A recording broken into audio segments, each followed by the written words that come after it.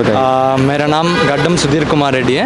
Okay, मैंने BTech किया था एरोस्पेस इंजीनियरिंग में। कौन सा अटैम्प्ट था सर आपका? मेरा 4th अटेम्प्ट है, ये दूसरा इंटरव्यू है। दूसरा इंटरव्यू। और मीडियम ऑप्शनल क्या आपका? मेरा ऑप्शनल है केमिस्ट्री, मीडियम है इंग्लिश। ओके, सो इंटरव्यू देकर आ रहे हो, इंटरव्यू कैसा रहा सर इसका? इंटरव्यू ठीक ठाक रहा था, एक्सपेक्टेड सवाल ही था।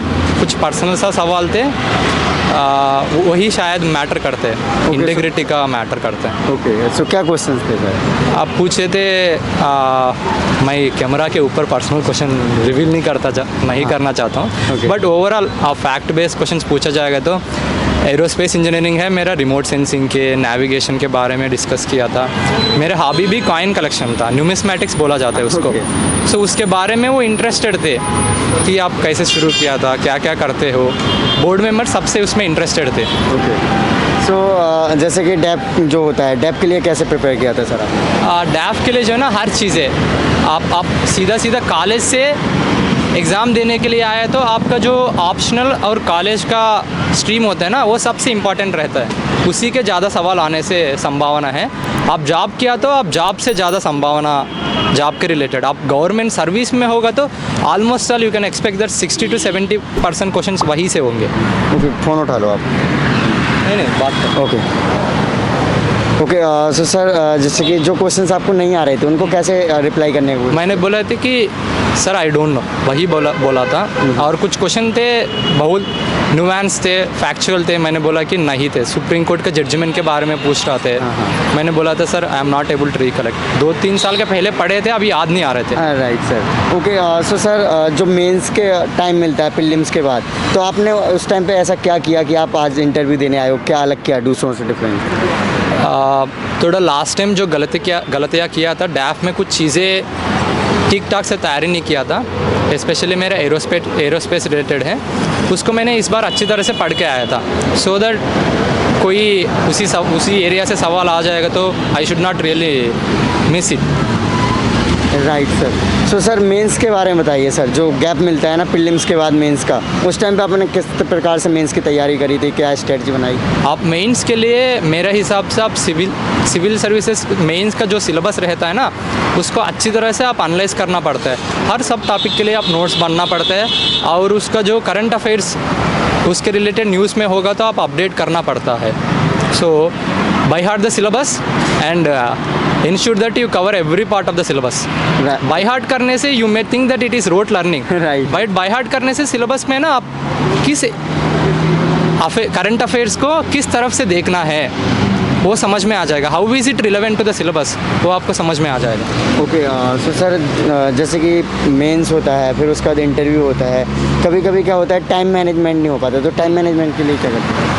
आप पहले से ही शुरू करना है, 1 साल तो देना ही पड़ेगा। It takes 12 to 18 months for syllabus to be done perfectly. Okay, तो सर लास्ट टाइम जो रिजल्ट आया होगा फाइनल, उसमें देखा होगा कि आपको कहाँ कमियां नज़र आई, कि आपकी यहाँ कमियां रह रही थी, फिर उन कमियों को आपने डेफिनेटली इस बार दूर किया होगा और आप फाइनल इंटरव्यू के लिए। मेरा एसए और एथिक्स में कमियां थी। एसए में मैंने सिंप्लीफाई करने के कोशिश किया था। मेरा कभी कभी एसए थोड़ा कॉम्प्लेक्स बन जाता है, that can affect your marks. और एथिक्स में मैंने पेपर ख़त्म नहीं कर पाया था। इस बार ठीक ठाक से वो प्रैक्टिस करके गया था, होपफुली ठीक ठाक मार्क्स आया होगी। राइट, ओके, सो सर जैसे यूपीएससी एक लॉन्ग जर्नी है ना, कभी कभी बहुत सारे अटेम्प्ट देते हैं, नहीं होता है। लेकिन सर हम जब प्रिपरेशन करने आते तो उस टाइम पे कुछ बी प्लान के बारे में सोचते हैं, तो आपने कुछ सोचा था ऐसा? सोचा थे, फॉरेस्ट सर्विस भी दिए थे हम, साथ में स्टेट का पीएससी भी दिया था। See this exam is extremely uncertain, even if you are really brilliant student, it may take some time, so there is nothing wrong in having a backup option. Right sir. Okay, so sir जब कभी क्या होता है prelims होते हैं, तो prelims के time पे क्या स्ट्रेटजी फॉलो करना चाहिए? अभी जैसे प्रीलिम्स आने वाला है 2022 का। सो मैंने हर साल accept in the first attempt, last 3 attempts में ठीक ठाक प्रीलिम्स मार्क्स लेके आए थे। मेरे फर्स्ट अटैम्प्ट और सेकंड अटैम्प्ट में ये है कि एग्ज़ाम में थोड़ा शांति से अटैम्प्ट किए थे।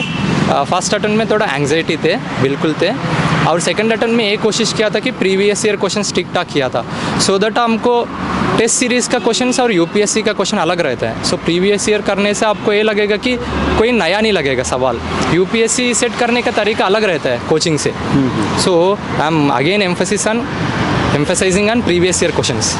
ओके सो जैसे कि मॉक इंटरव्यू होते हैं, मॉक टेस्ट होते हैं, तो ये हेल्प करते हैं? हाँ बिल्कुल हेल्प करते हैं, आपको टाइम मैनेजमेंट करने हैं, मेंस के लिए तो पक्का मार्क तो इम्प्रूवमेंट के लिए पक्का काम आएगा।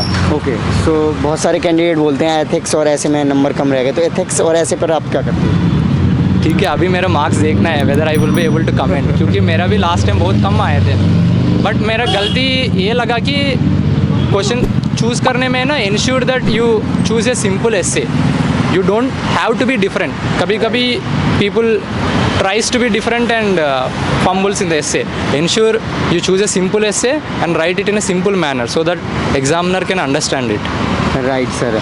सो आप सर इतने अटेम्प्ट देते जा रहे हो सर, इससे मोटिवेट कैसे रख पा रहे हो अपने आप को? ठीक है, मैं इंटरनली मोटिवेटेड हूँ, मैं जल्दी नहीं छोड़ता हूँ, मैं परसिस्टेंस दिखाता हूँ, वो मेरा एबिलिटी है, हर बंदा को नहीं हो सकता है। ओके सो सर जैसे कि बहुत सारे लोगों के स्ट्रॉन्गेस्ट पॉइंट होते हैं, जैसे कोई अच्छा लिख लेता है, कोई अच्छे माइंड मैप डालता है, या फिर किसी का कोई स्ट्रॉन्ग एरिया होता है, तो आपका क्या स्ट्रॉन्ग एरिया है सर? मेरा नॉलेज स्ट्रांग है, मैं अच्छी तरह से सारा कंटेंट जो है ना टिक टाक सिलेबस के हिसाब से पढ़ाई किए थे।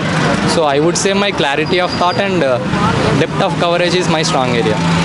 ओके सो लास्ट में कोई मैसेज देना चाहोगे नए एस्पिरेंट को सर? ठीक है, मैसेज तो चलो रैंक आने के बाद देता हूँ, अभी क्या देना है।